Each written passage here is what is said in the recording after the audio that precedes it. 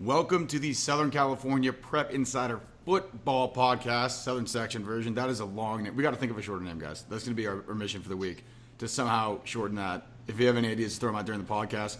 My name is Tommy Morris. Up top is Shotgun Spratling, and down below is Trevor Baruh. We're going to talk to you about everything you need to know regarding Southern Section football. Guys, how you feeling today? I'm eclipsed out. That's all I know. It's just good that you're not blind, you know? We could have had some casualties on the show. Yeah, we actually did it. We're doing this 2 hours later because Trevor wanted to go look at the sky. So, thank you, Trevor. I found someone's glasses. It was worth postponing it. It was worth it for those 3 seconds. And then did you post it on social media, I'm assuming? No, I just had it from my own experience. Just keep it in your head. So on this podcast, what we will be doing on a weekly basis is giving you our top 10 teams, some players that played well last week, and then we'll predict some games. Obviously, with the games not underway yet, we can't give you the best players from the week before, but we will try to highlight some guys to look out for this season. But first comes first, guys. Top 10s, who do you have? Shotgun. Trevor, you want to start off, or you want me to go? I'll start off, and then you can pick it apart, Shotgun. All right. Okay, so number 1, I like Mater Day. Number 2, St. John Bosco. Number 3, Centennial. Number 4, Long Beach Poly. Number 5, Sarah. Number 6, Oaks Christian. Number 7, Mission Viejo.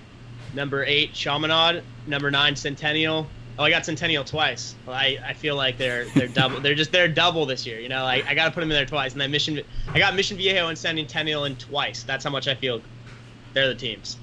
So you got a top 8, is what you're saying. I got a top 8. That's a better way to put it. I got a top 8 times 2.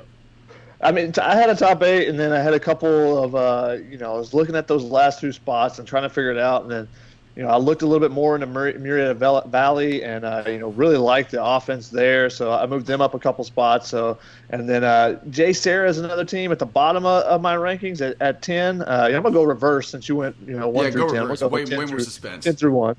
You don't like when you just put the first team first? No, it ruins it. Completely ruins the whole thing. Mix it up a little bit. But I got J. Sarah at 10. They struggled last year. They've got a new coach, but Matt Harlow was on the staff last year, and they got some new guys that came in. They got a good quarterback. Matt Robinson's a Montana commit, so he can scramble a little bit. So that always adds a new dynamic. But always being in that Trinity League, it's going to be very difficult for them. Maybe they're fighting for third with Orange Lutheran, Servite. But I got them at 10. We'll see how they do. They got a couple of other transfers. The running back, Al Fisher and Jamil Henning.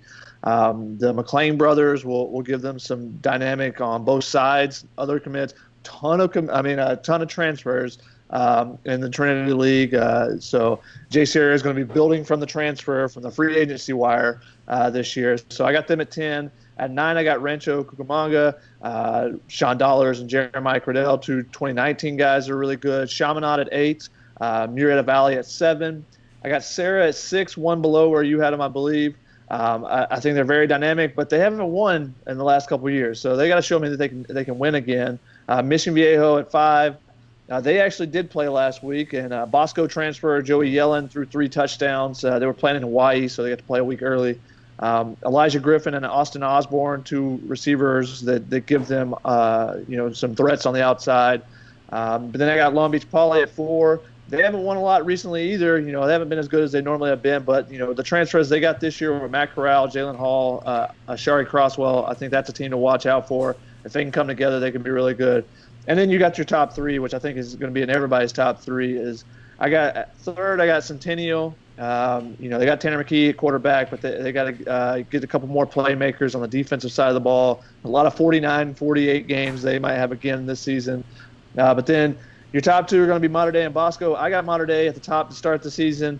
Even though Bosco won the last matchup, I think the addition of Solomon Tuliapupu to that defense in the middle of their defense, I think that's the potential difference maker. And they have so many offensive weapons, returning at, I think 10 offensive starters. So I'm going to go with Mater Day at first. I'm going to agree with you, Trevor. You practiced that pronunciation before you got on the podcast, Shotgun? No, I've seen Tuliapupu at 7 on 7 events, so his name rolls off the tongue a little bit easier than some of the other. Could you spell it? Could you spell it? Spell it. Go now. Solomon's normal, and then you got Tuliapupu is Tuliapupu. You missed the U. I did not. No, I know this one. This is one of the few that I know. Did I miss him saying the U, Tommy? I don't know. We'll have to rewind and check that out later. Okay, we'll check it out. Yeah. So moving on again. This is normally the part of the podcast we talk about guys who had good weeks last week, with the exception of Mission Viejo. Apparently, nobody's played yet. So Shaka and Trevor, who are some of the guys we should be looking out for this year? Trevor, you want to start, or do you guys want to argue about it?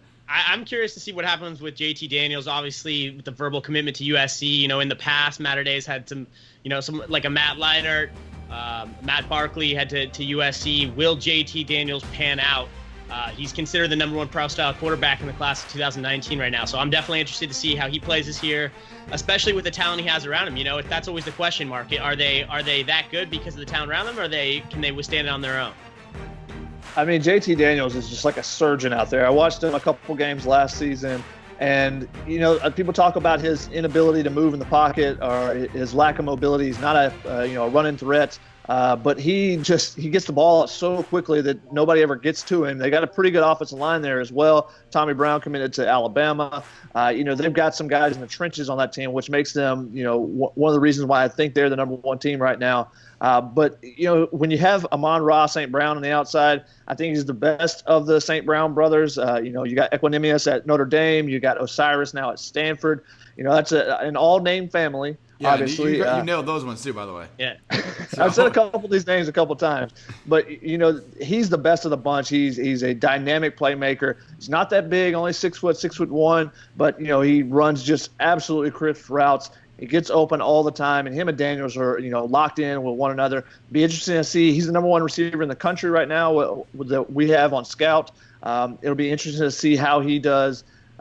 Where he goes for his college choice. Does he follow JT Daniels to USC? Because then, if he does that, he's playing his brothers every year. You get one game against Stanford, you get one game against Notre Dame. So it'd be interesting for the family. All the brothers get to play against each other.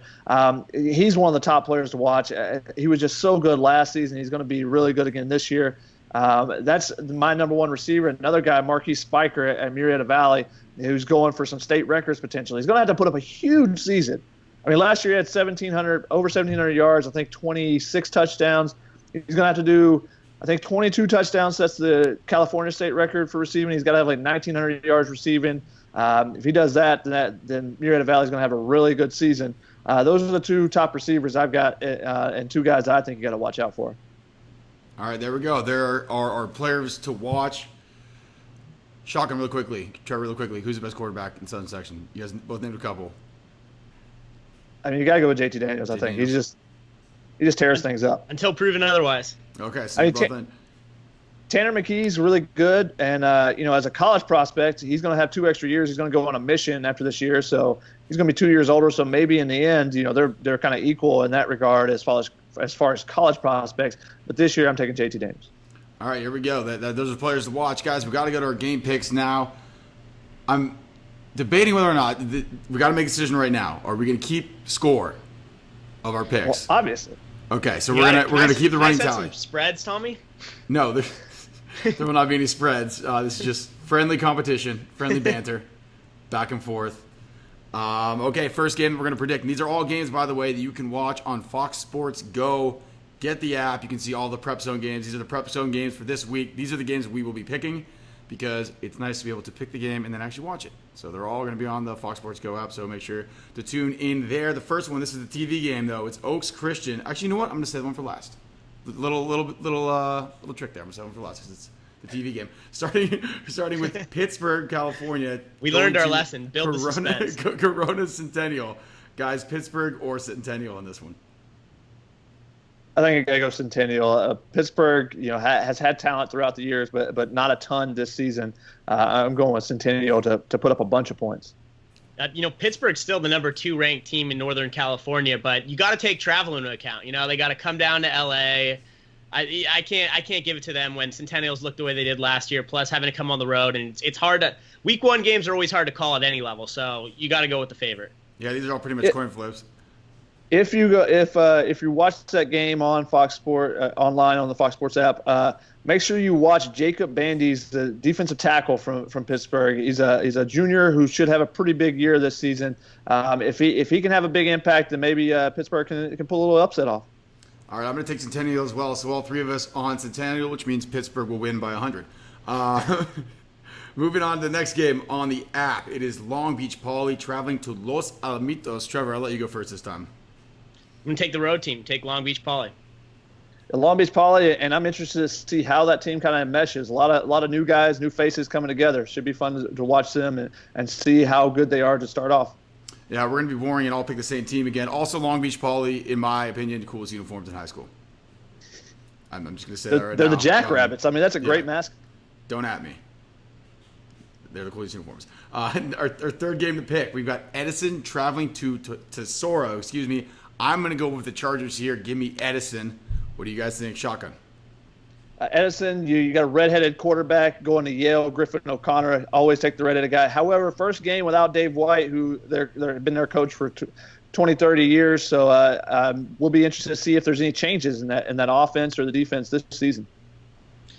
Going to be boring, Tommy. We're just sticking with the same teams right now, at least for this one. Jeez. Okay, so we're all in Edison. By the way, another thing about Griffin O'Connor, he will be on the TV show Southern California Prep Insider on Friday, 7 o'clock on Fox Sports Prime Ticket. We went out there and interviewed him. By the way, fun fact, did you know he lives like next door neighbors with the school? He literally jumps the fence from his house and he gets to right on the football field. That's pretty crazy. That's my fun fact for the day. That's all I know. It makes it a lot easier when you want to go train and stuff. You can just when you walk on over to the school. He literally jumps over a fence in his backyard. He's on the football field. Second to last game we got La Habra and Upland. Shotgun. I'm gonna go with Upland. A couple of young guys on there. David Baldwin, their quarterback, left-handed kid, can really sling it. A little bit inaccurate at times. Is as good as he plays is how good this team could be this year. Trevor. I'm going to go with an upset. We got to switch it up. We're being too boring right now. I'm going to go with La Habra. They got Zach Fogel coming back at quarterback, a lot of returning starters. I think they were eliminated in the semifinals last year, the playoffs. So I got to mix it up, Tommy. We can't all go with the same team. You know what? Why not? I'm going to take them too. Give me La Habra. Well, there. Just completely. I just did that just to ruin your day. The final game, it's a TV game. It is Oaks Christian traveling to Chaminade. Trevor, what do you think? I like Chaminade. Oaks Christian is still dealing with the curse of Jimmy Clausen, so I'm just kidding. But Chaminade, I got to go Chaminade. Oaks Christian, bringing in, they've got a new defensive end on the other side of Bo Calvert, outside linebacker who's committed to USC. It's Kayvon Thibodeau, 2019 kid, one of the top kids in the country. I'm going to be watching to see what he does, but I got Chaminade winning this one. Better team effort.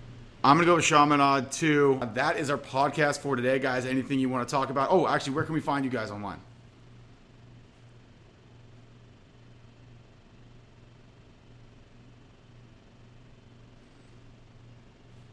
Right.